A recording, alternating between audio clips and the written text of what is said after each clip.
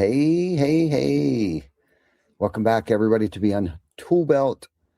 I'm your host, Ty Backer, and this is episode 334. And today it's just me. No guests, no interviews. Want to talk about something that's been on my heart. And honestly, for some time now, been working on this actually for years. And last week, we had Reggie Brock on the show, and we started to unpack his concept, I guess, love languages of business. And not everyone feels valued the same way. And I was going to try to go a little bit deeper today. And ironically enough, this has been something that's been, weighing on me. And we had the opportunity to have Reggie on the show last week, where our schedules aligned, and been thinking a lot about this because I've been working, in the business. We're at one of those growth spurts where, and have been, quite frankly, and adapting, and that's the thing I think about, great businesses learn how to adapt, whether it's, buyers' behaviors, the generation of new hires that are coming in, the different personalities in the sales department versus the different personalities over on the production side of things. You just need to learn how to adapt, in business. And a lot of great businesses like, Coca-Cola or Ford Motor Company, these companies have been around for decades, generations. And Ford, for example, Henry Ford was stuck on, I'm trying to think of how the hell he said it, but he was stuck on black with the Model T, and he was in favor for two colors. I'm trying to remember how he said it. He said something along the lines of black and nothing but black or something. Oh man, I wish I could remember what he said. But anyhow, he was stuck. And obviously, that would have been not a very smart move, because other car manufacturers were coming out with other colors. And to keep up with the times and to keep up with buyers' behaviors, they had to come out with different models, Model T, Model A. And you can see the evolution over the years, but he was stuck as he liked his stuff. But if they wanted to grow and they wanted to adapt, or they needed to adapt to, the economic climate of things. So I don't know what year it was, and it's been a minute since I studied Henry Ford, but he was stuck on black, and his team had to convince him, hey, we're going to get left behind. In sales were hurting. So anyhow, we're going through changes, which isn't a bad thing, but nobody likes change. And a lot of times with change comes pain, and with pain comes growth. So anyhow, we had the pleasure of Reggie coming on last week, and he's got the idea of what he calls the love language of business. And today I want to go a little deeper today, because like I said last week, I believe that, this isn't necessarily a theory for me. I can actually see everybody over. Hey, Pete, what's up, dude? Bobby, Zach, Kim, Vicky. I know Vicky's in there. I see him backstage. What's up, dudes? My favorite peoples all in one place. How about that? Anyone else in there? Okay. So, like I'd mentioned, I've been working in the business, and I like being in a place where I can work on the business and not necessarily in the business. So this particular topic, I feel like I've gotten away from, and I feel like, what's up, John? Good to see you, buddy. I feel like one of many reasons, but this one very important, is the, you know, the love language of business. And I guess the talent or the skill set would be learning people's telltale signs of what energizes them, what makes them feel fulfilled, what gives them empowerment. And it's not always easy, especially with such a large team like we have. But a lot of these men and women have worked for us for a long time. And really, I think I mentioned this last week too, essentially getting back to basics. So anyhow, I've been thinking a lot about this. It's been weighing on my heart a lot. And, so I want to talk about it. Usually there isn't anything that we talk about on this podcast that we're either willing to work on, that we have worked on, or wanting to work on. So, and this particular topic goes back to when Jana and I had the opportunity to see Gary Chapman, the guy who wrote the 5 love languages. And I remember sitting there thinking, man, and we were at a leadership couples retreat, mind you. Okay. It was amazing. And I was like, man, this isn't just marriage stuff. This is leadership in a freaking nutshell. Like, this is business. This is everything. Okay. This gentleman's book. And he's came out with several different books that did actually do pertain to business. But this is where the seed was planted for me. Because whether it's at home or it's at work, not everybody feels loved or valued the same way, essentially, is the entire point. And if you miss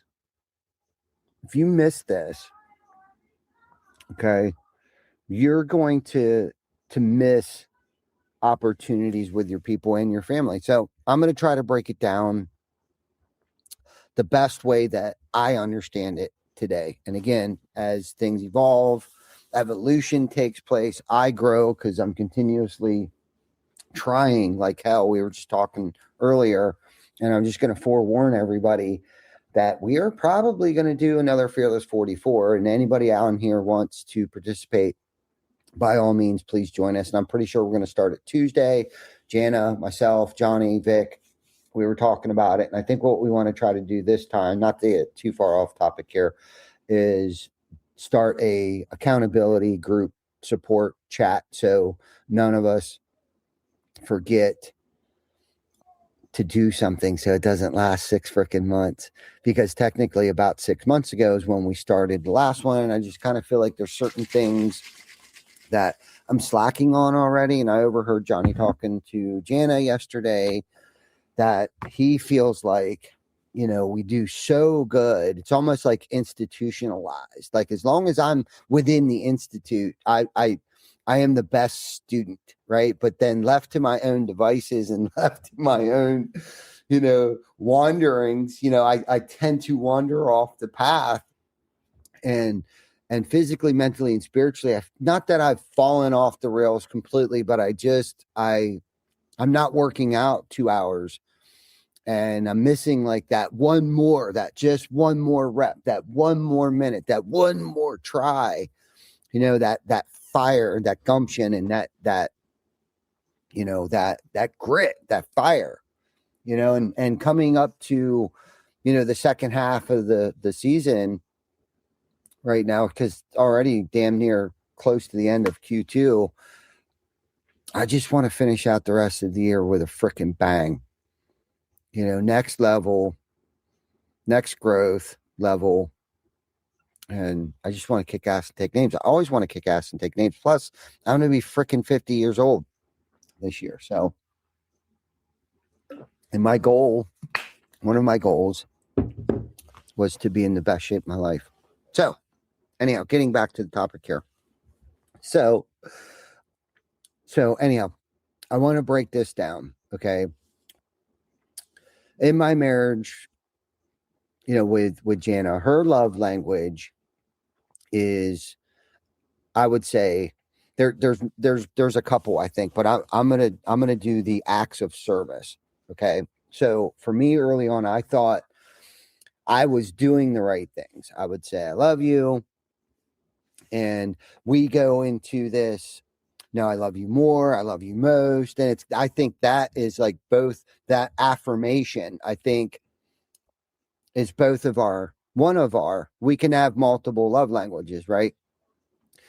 Affirmation is one of our love languages, so for her, not necessarily bringing home flowers, don't get me wrong, she loves flowers, but I think if I surprise her with flowers, but like for holidays and things, like she would rather give gifts than necessarily receive gifts.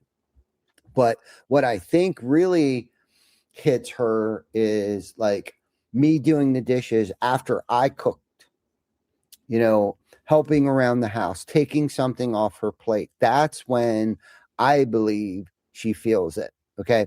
And I think a lot of us parents, partners, leaders are doing the same thing. Like we're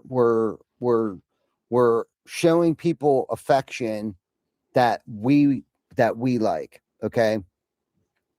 And I know for me at work, it's like I'm showing up, I'm working hard, I'm pouring into our team members, but we're doing it in our language. I'm doing it in my language. Okay. Because treat others as I would want to be treated. Right. I think that's what we do. And there's nothing wrong with that. There's absolutely nothing wrong with that. What is Pete's love language? Hey, Zach, good to see you, buddy. Birthday week. Happy birthday, brother. Where's Peter at? What do you think Pete's love language is? He probably thinks he knows what it is. I think that's some of the problem. I think some of us don't even know what our love languages are, let alone freaking what other people's are. And this is the thing. I was so naive to this stuff before, and it sounds kind of woo-woo-y, but I think half the problem is knowing that we have love languages and other people have love languages, and then the other half of that battle is trying to figure out people's love languages. But I think knowing it might be 3/4 of the battle. Some people might be listening right now thinking, what the hell is he even talking about? But I knew right away listening to Gary. I went home. I remember after that retreat. Pete's not sure. We'll have to figure it out. Could be a reach around. You never know. Sorry, Pete. Yeah, I'll get back on track. Sorry. I had that visualization of Peter in my head there for a second. So, anyhow, where was I? Yes. So, knowing that we have love languages and then trying to figure them out. So, anyhow,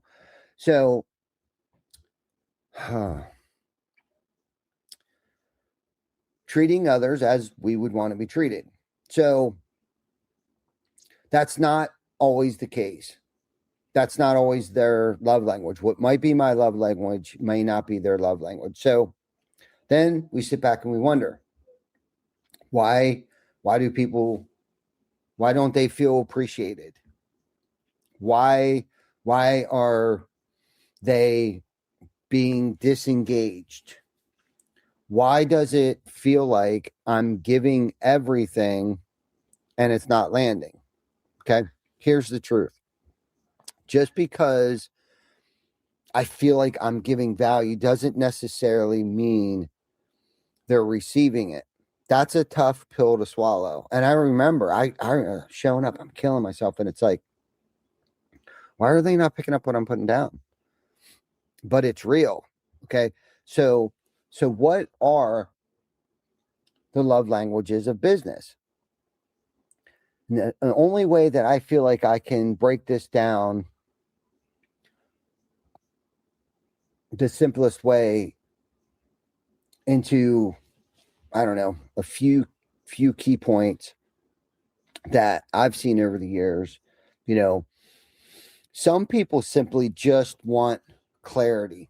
If they don't know exactly what winning looks like, they don't feel secure.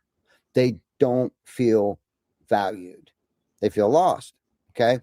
Other people need recognition, need those pats on the butt. They need, you're doing a great job. You could pay them well. And this is the thing I've noticed too. Give them opportunities. But if you never say great job, none of that matters. They feel almost invisible, and then some people need trust. Okay. They don't need micromanaged. They don't need checked in on all the time. Because what happens is if you start micromanaging and you're checking in, even though I'm just usually just checking in, I find that I'm draining them. Okay. But if I give them ownership, they come alive. I've watched it. I've watched it in numerous people. I've watched it. I've watched Vic. The list goes on. Just grow and blossom the moment they take ownership. The moment that we give them ownership, they come alive. And then there are people who just need to know, I matter here. Okay. Not just an employee, but as a team member, as a person, as a human. And here's where I've messed this up a lot. I have defaulted back to my language, right? John, what's up? Words of affirmation, acts of service, receiving gifts, quality time, physical touch. Which one are you, Johnny? All the above? Need them all. I need them all. Tell me I'm doing a good job. Gift the shit out of me. I love gifts. Surprise gifts. Like swag.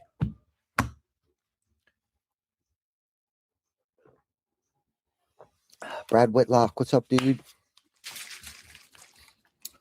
So, by default, I show beef sticks. Abso-freaking-lutely, right? Beef sticks and what else, Vic? Yeah, Pete, you're kind of a weirdo. Like, I go to hug you and you're kind of like you. So, I don't. Yeah. Anyhow, plus you're part of HR, so I don't know if I can pat you on the butt. You might take that the wrong way. Brad Whitlock. Yes. Eggs. Thank you, Peter. Beef sticks and eggs. See, Pete, what kind of eggs?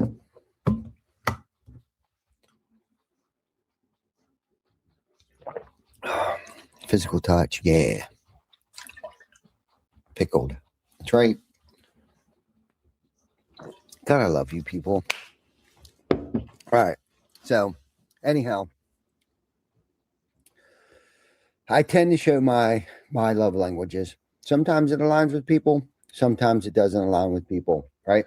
If you're wired for results, okay, you lead with pressure and performance. I've done that, been there. If you're wired for encouragement, lead with praise.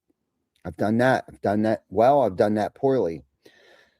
Sometimes I've been wired for control, right? I lack structure. Sometimes it's very structured, right? But our team, they're all different, but same. A lot of similarities there. And if we don't take the time to learn how they receive value, then we create distance, we create frustration. And in today's world, like Reggie had mentioned, and I think he coined the phrase quiet quitting. Okay. I've seen this play out so many times in our own companies. I've had guys and girls who didn't need me to check in on them every day. They needed space. Okay. But I gave them attention. Okay. And when I gave them attention, it felt like pressure. And I didn't really mean to do that. Okay. And I've had others who needed constant feedback, and I assume they're good. Okay. And I got to watch that, because sometimes I get so tied up in my own shit, it's kind of like I forget to give feedback. Okay. But in their minds, they don't feel seen. Okay. Same effort, different impact. Okay. So what can we do about this? Like I had mentioned earlier, it starts with awareness. Okay. We know this now. We know people have love languages and what they are. John posted them what they are in here. Okay. Jana's like, I can't. She just can't.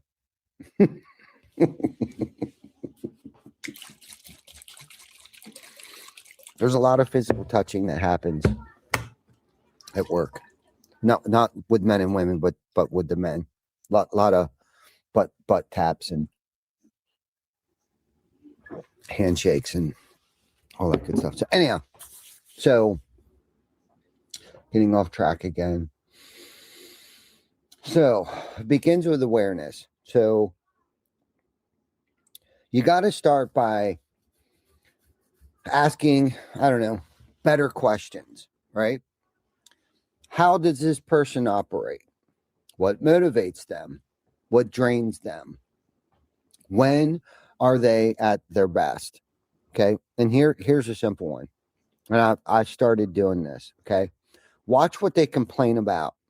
Okay. And this applies to everybody. This isn't just, this with anybody that works within an environment that has other people, a parent, your partners, your children. Okay. Watch what they complain about. That usually points directly to what they value. If they're frustrated about lack of communication, they need clarity. If they're frustrated about not being noticed, they need recognition. If they're frustrated about being micromanaged, they need trust. And I'll say this too. This doesn't mean lowering your standards. Okay. This doesn't mean coddling people necessarily. This means leading people, your family, effectively, because the best leaders, the best parents don't treat everyone the same. Key word here, intentionally. They treat everyone intentionally. Okay. Believe me, I am still working on this. I am far from mastering it. I don't know if I ever will, only because of people's behaviors change. They mature. Things change. So I'll probably always be working on this. And quite frankly, I want to be. So I haven't mastered it yet, but I can tell you this. The more that I've leaned into understanding people in general, okay, especially at work, the better our culture has gotten, the better our retention has gotten, and honestly, the more fulfilled I've gotten as a leader, okay? Because now I'm not just leading a business, I'm leading people in a way they can actually feel, okay? And so as we wrap this up, okay, today's episode, I can't believe it's 334 already. That's, what is that, 5.5 or six and a half? How, why do I always forget this? Let me figure this out real quick. That's almost 6.5 freaking years. already. All right. Episode 334, 6+. So I want to take a moment to recognize something very, very, very, very important. I should have probably said this early on. Okay. So we're heading into Memorial Day weekend. And while for many of us, that means time with family, cookouts, maybe a little rest. Okay. At the core of it, it's about remembering the men and the women who gave everything for our freedom. That is the ultimate act of service. Okay. And I think there's something powerful in that. Okay. Because it reminds us that people don't just remember what you say, they remember what you do. They remember how you made them feel. So as you go into this weekend, okay, and I'm going to do this too. I'm going to practice this. I'm going to be Zach. Me too, brother. Anyhow, so as you go into this weekend, okay, be present with your family. Be grateful for the opportunities we have, and maybe even reflect a little on how you're showing up for the people around you and at home and at work. Are you speaking their language? Are you feeling what you're trying to give? Are they? Because leadership at its core is about connection. It truly is. It's about connecting